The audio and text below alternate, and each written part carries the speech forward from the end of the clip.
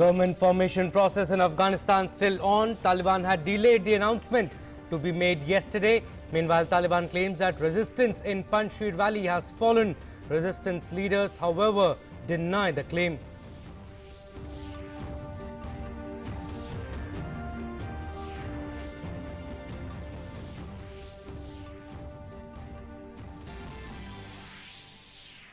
Prime Minister Narendra Modi speaks to Crown Prince of Abu Dhabi, Sheikh Mohammed bin Zayed Al Nahyan.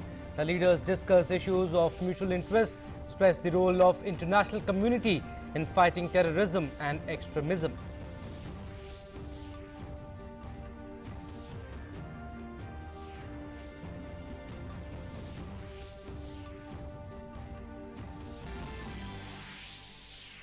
External Affairs Minister Dr. S. Jaishankar meets the Croatian Prime Minister during his ongoing Europe tour. The leaders discuss Indo-Pacific, Afghanistan and counter-terrorism. EAM says the two countries share common positions on international issues.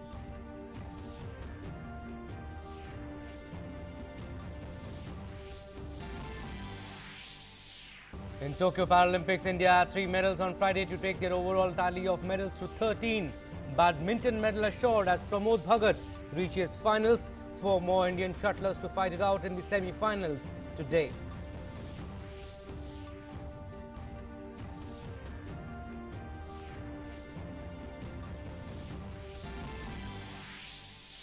In cricket, English middle order and tail-enders show resilience as the hosts take a significant first innings lead in the Oval Test. India start the second innings steady. Will start day 3 trailing by 56 runs.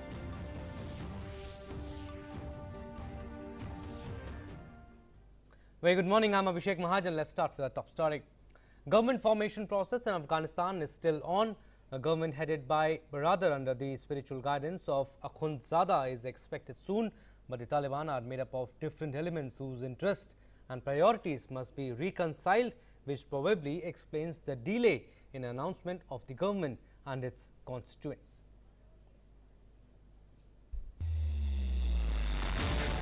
All eyes remain on what is currently known as the Presidential Palace in Kabul, where the Islamic Emirate of Afghanistan government will take shape. Sources say Taliban co-founder Mullah Baradar will be the political leader of the new government. They officially take charge facing a colossal mountain of challenges.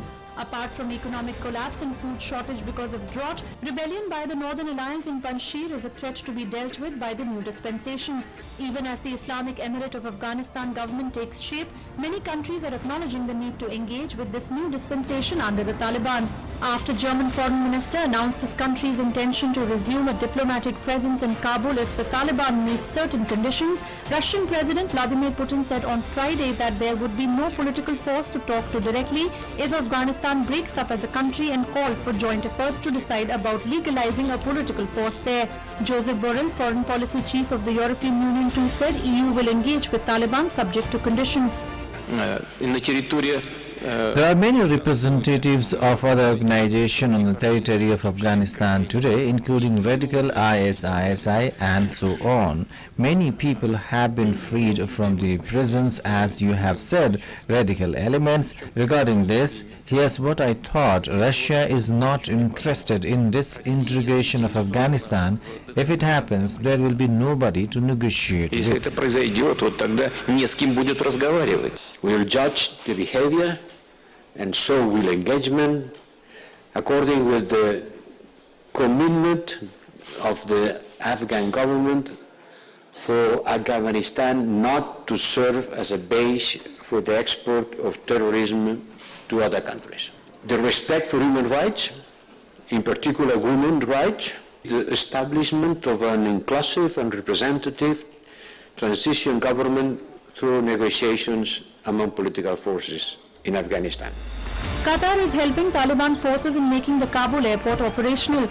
Ahmadullah Mutaki, chief of Taliban multimedia branch, released a video showing what he described as a second Qatar Airways plane landing at Kabul's international airport since the 31st August shutdown. According to media reports, Qatar sent a technical team to Kabul airport on Wednesday to assess the process of opening the airport to flights. The Dutch government too wants to support Turkey and Qatar in their attempts. The country's foreign minister Sigrid Kaag said the Netherlands was willing to provide €1 million in funding and, if necessary, personnel toward attempts to resume rescue flights. US. Meanwhile, India continues to be in wait and watch mode. The line is very clear. Afghan soil should not be used for terrorist activities of any kind, of anti-Indian activities, and we will try to focus on that element. Bureau Report, DD India. And the fate of Afghanistan's Panjshir Valley, the final holdout against Taliban control, hangs in the balance as heavy fighting continues. The fighting in Panjshir is reported to have left hundreds dead. Taliban sources meanwhile said the Islamist militia had on Friday seized the Panjshir Valley. However, National Resistance Front leaders denied the claim. Former Vice President Amrullah Saleh, one of the leaders of the opposition forces, said his side had not given up. The valley north of the capital Kabul is one of Afghanistan's smallest provinces and the only one not to have fallen to the Taliban. The Taliban are now in control of the rest of the country and are expected to announce a new government in the coming days.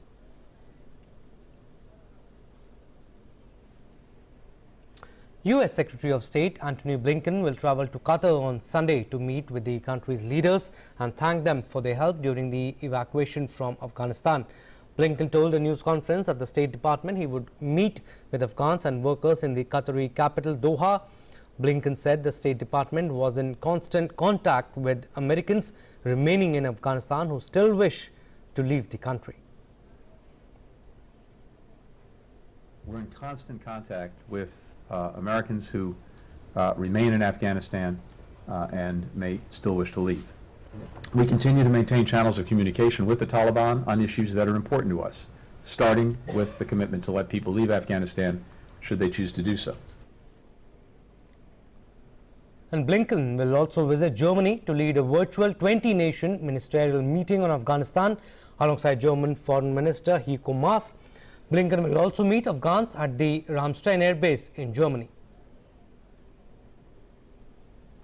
Our diplomacy with allies and partners continues to intensify. That diplomacy has already produced a statement signed by more than 100 countries and a UN Security Council resolution that makes clear the international community's expectations of a Taliban-led government, including freedom of travel, making good on its commitments on counterterrorism, upholding the basic rights of Afghans, including women and minorities, and forming an inclusive government and rejecting reprisals. Meanwhile, UK Foreign Secretary Dominic Raab said that Britain must deal with new realities in Afghanistan as it seeks to secure the safe passage of UK nationals and Afghans who have worked for Britain. Raab's comments reflect the balance countries such as Britain and the United States are seeking to strike in the aftermath of the Taliban's lightning victory and the collapse of the Western-backed government in Kabul. Western countries fear that a looming humanitarian crisis in Afghanistan and an economic collapse could create hundreds of thousands of refugees. We're focused on adjusting to the new reality that we face in Afghanistan. There are two particular priorities. One is making sure we can continue the safe passage out of Afghanistan of British nationals and Afghans that work for us. That may be possible via Kabul airport in the near future. I've been to Qatar to discuss that.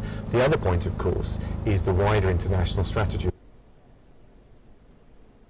Right, and the United Arab Emirates, I should say, has sent a plane carrying urgent medical and food aid to Afghanistan. The aid flight landed nearly 3 weeks after the Taliban took over the control of the country. The UAE Foreign Ministry confirmed that this was first UAE aid flight since the recent events in Afghanistan. As international powers call for the Taliban to grant free access to humanitarian aid, Qatar is working to facilitate the opening of humanitarian corridors to get aid into the country. UAE was one of the only 3 countries in the world to recognize the Taliban during its previous rule between 1996 and 2001.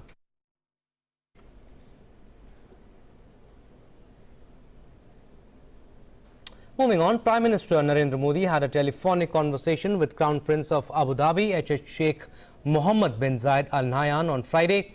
The two leaders positively assessed the continued progress in bilateral cooperation in various areas under the India-UAE Comprehensive Strategic Partnership. Prime Minister appreciated UAE's support for the Indian community during the COVID-19 pandemic. He also conveyed best wishes for the Expo 2020 to be held in Dubai from October 1st, 2021. Both leaders also discussed regional issues of common concern. They agreed that there is no place for terrorism and extremism in the world and stressed the importance of international communities standing together against such forces.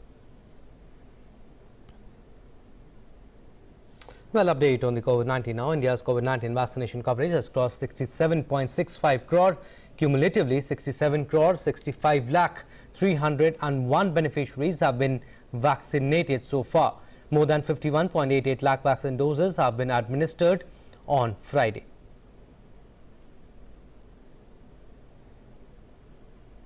And Minister of State for External Affairs Meenakshi Lekhi is on a 6-day official visit to Colombia and New York beginning today. This is her first visit as the Minister of State.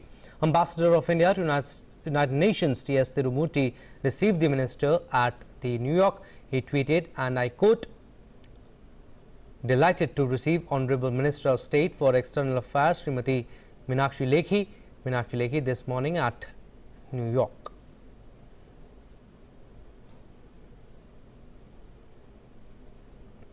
Minister of State has replied on Tirumurti's tweet and said, "Pleasure connecting with Ambassador Tirumurti. Looking forward to my engagements at New York," unquote.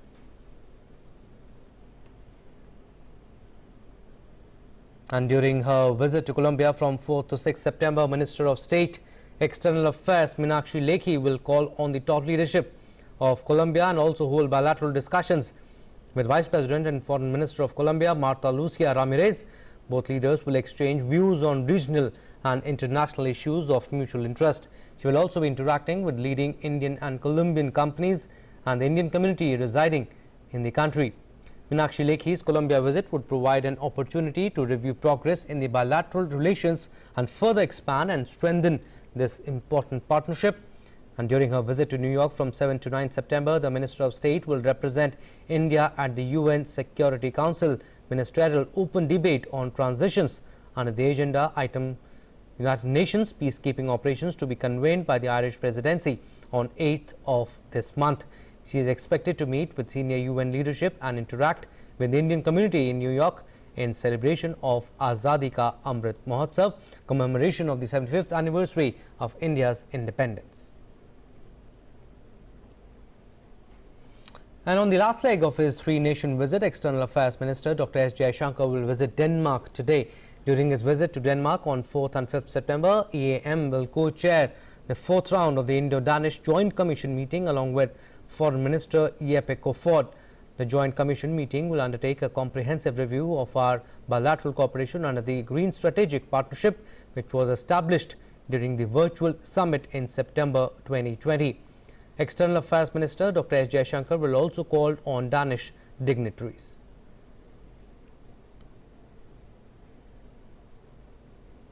And on the second leg of his visit, Dr. S. Jaishankar held bilateral talks with Foreign Minister of Croatia, Gordan Grlic Radman.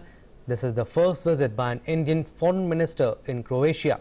The External Affairs Minister has tweeted, and I quote, this is what he tweeted, Dr. S. Jaishankar, fruitful talks with Croatia's Foreign Minister Grlic Radman, detailed exchanges on full range of bilateral cooperation, regional and global issues, committed to work with him to take our ties to a higher level, unquote.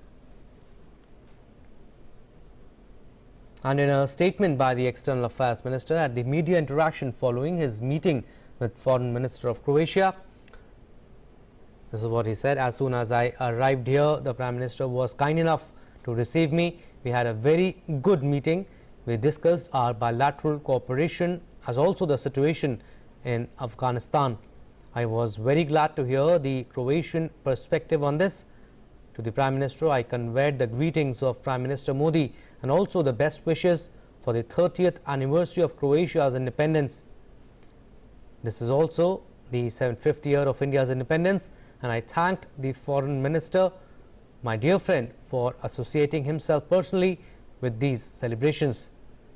Both in the call on the Prime Minister and in our discussions, we talked about how to increase our economic cooperation, and there are a lot of opportunities in the pharmaceutical sector, in the digital sector, and infrastructure, where we believe that Indian companies have found Croatia a very good platform to operate and invest in. There are already companies from Croatia operating in India. Some of them have secured some important contracts, for example, in the railway sector.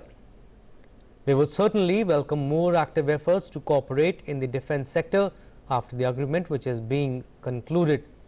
Tourism is another important area. In fact, just as we finished our talks, we were talking about expanding air connectivity between our countries. I think on international issues, we share a lot of common positions and perspectives. It was very apparent in our discussion on Indo-Pacific, on our discussion on Afghanistan, on our resolve how to counter terrorism in all its forms and manifestations. An External Affairs Minister, Dr. S. Jaishankar, also called on Prime Minister of Croatia, Andrej Plenković. He thanked Prime Minister Andrej for warmly receiving him in Zagreb. Both the leaders discussed opportunities to further expand bilateral cooperation, including in pharma, digital and infrastructure. So, the External Affairs Minister appreciated Croatian Prime Minister's insights on pressing global issues, especially Afghanistan.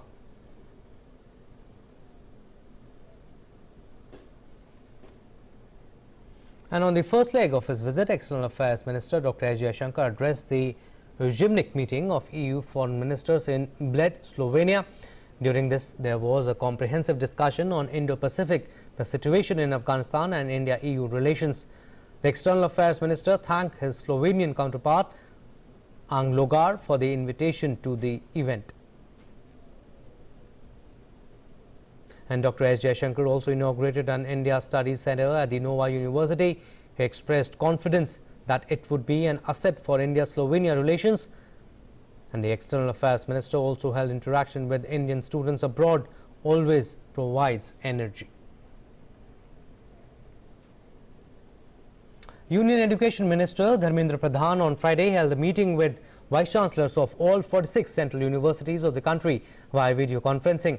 In the meeting, he discussed the implementation of National Education Policy 2020, academic bank credit, multiple entry exit system, open and online education, and starting academic session 2021-2022 in universities.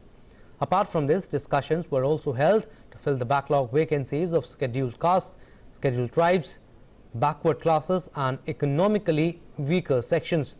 Education Minister encouraged central universities to work on mission mode to fill up the 6,000 vacant posts by October 2021. The Education Minister called upon all the universities to implement the new education policy at the earliest. He said that the education policy focuses on Indian languages and universities should work in this direction. There is a vast geography in our country. This is a multilingual, multicultural country. अब इसी NEP के अंदर भारतीय भाषा को महत्व देने के लिए कहा गया है। मैं सिद्धांत तो मैं इंग्लिश भाषा की विरोधी नहीं हूं, लेकिन मेरा एक कन्विक्शन है, शायद माननीय प्रधानमंत्री जी इसको कई बार उन्होंने कहा है, भारतीय भाषा को महत्व देना पड़ेगा। मित्रों, विश्व में कोई भी अर्थनीति जो बड़ा बना है वो अंग्रेजी भाषा के यानी एक अलाइन लैंग्वेज के आधार पर बड़ा नहीं बना है।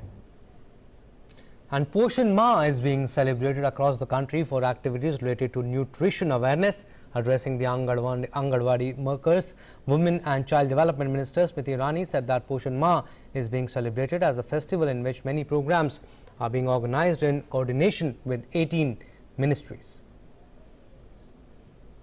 प्रदेश की सरकारें भी विभिन्न प्रकार के कार्यक्रम कर रहे हैं। मेरा आपसे आग्रह है कि पोषण महीना एक उत्सव के रूप में देश भर में मनाया जा रहा है और पोषण माह का एक अलग पोर्टल भी उपलब्ध है जिसमें आप आपके आंगनबाड़ी में क्या गतिविधि कर पाई हैं, क्या फोटोग्राफ्स आप उपलब्ध कर पाई हैं अपने लिए, उन सबको साझा कर सकती हैं। हम आशा करते हैं कि आपके इस उत्सव की एक झलक हम देश की राजधानी में भी देख पाएंगे। The minister said that the work is being done in collaboration with Ministry of Ayush to raise awareness about nutritious food to women. Ayush मंत्रालय के साथ मिलकर जो प्रादेशिक व्यंजन है, जिसमें आयुष मंत्रालय का भी योगदान है, जिससे अफोर्डेबल प्राइस पे हम पौष्टिक आहार महिला और बच्चे को कैसे उपलब्ध हो इसकी जानकारी दे पाए, ये जल्द ही पोषण ट्रैकर पर उपलब्ध कराएंगे। मैं आशावादी हूँ कि आप बहनें इस जानकारी को भी अपने आंगनबाड़ी की हर बेनिफिशियरी बहन और बच्चे के परिवार तक पहुँचाएंगी। Well, shifting focus now, let's now take a look at COVID-19 numbers from across the globe. More than 22.05 crore people have tested positive for COVID-19 across the world, while over 19.70 crore patients have recovered from the infection so far. The deadly virus has claimed lives of 45.66 lakh people worldwide. The United States continues to witness a surge in new daily infections. More than 4.06 crore people have tested positive for the virus. Over 6.64 lakh people have died in the country due to COVID. And the president of Peru, Pedro Castillo, has ordered vaccination of teachers, highlighting the educators as soldiers of the country. On Friday, a mass immunization rollout for teachers in urban areas of Peru has been launched before the country gets ready to reopen schools in coming months. The Peruvian president also attended vaccination day in Lima and said that schools will reopen once all teachers and administrative staff get immunized. He said Peru has vaccinated nearly 60% of teachers in rural areas with both the doses, while country's education ministry expects to inoculate over 1,77,000 teachers in the next 2 months. Recently, country's parents have appealed to start physical classes again amid easing of COVID-19 restrictions. However, Peru has reported over 2.1 million COVID cases so far, with just over 25% of its population fully vaccinated. In sports now, at the end of second day's play of the first test match being played between India and England at Kennington Oval, India scored 43 runs without any loss in their second innings. Team India is still 56 runs. They are trailing by 56 runs from England on the basis of first innings. England had scored 290 in their first innings, while India's first innings was bundled out for 191. At the end of second day's play, Rohit Sharma 20 of 56 balls with the help of 2 fours and KL Rahul 41 unbeaten on 22 runs of the ball with 4 fours.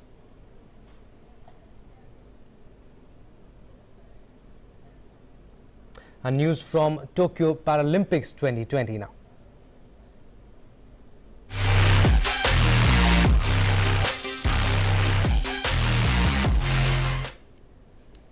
An India para badminton player Pramod Bhagat managed to win his match against Daisuke Fujihara of Japan in the men's singles semi-final of SL3 category today. Pramod won the first game 21-11 in just 15 minutes. He won the second game 21-16 in just 21 minutes. With this victory, Pramod has ensured another medal for India in the Paralympics. Pramod will play his final match today. And Harvinder Singh on Friday notched up India's first ever archery medal in the Paralympics, holding his nerves to down Kim Min-soo of Korea in a thrilling shoot-off for the men's individual recurve bronze in the ongoing games in Tokyo. President Ramnath Kovind and Prime Minister Narendra Modi congratulated Harvinder for his feat. India para archer Harvinder Singh made history on Friday as he claimed India's first ever medal in para archery by bagging the bronze at the ongoing Tokyo 2020 Paralympics. Harvinder lost the men's semi-final individual recurve open to move into the bronze medal match, where he beat South Korea's Kim Min-soo in the shoot-off to claim India's 13th medal at the showpiece event. Harvinder is the third medal winner of the day for India after Praveen Kumar and Avni Lekhara.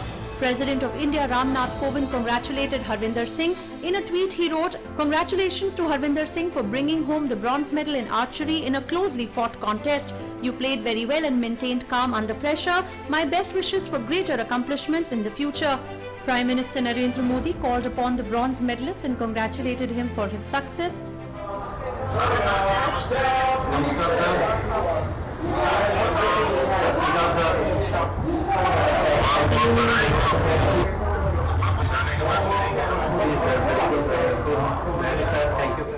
Union Sports Minister Anurag Singh Thakur also took to Twitter and wrote, "Great finish Harvinder, a very memorable match.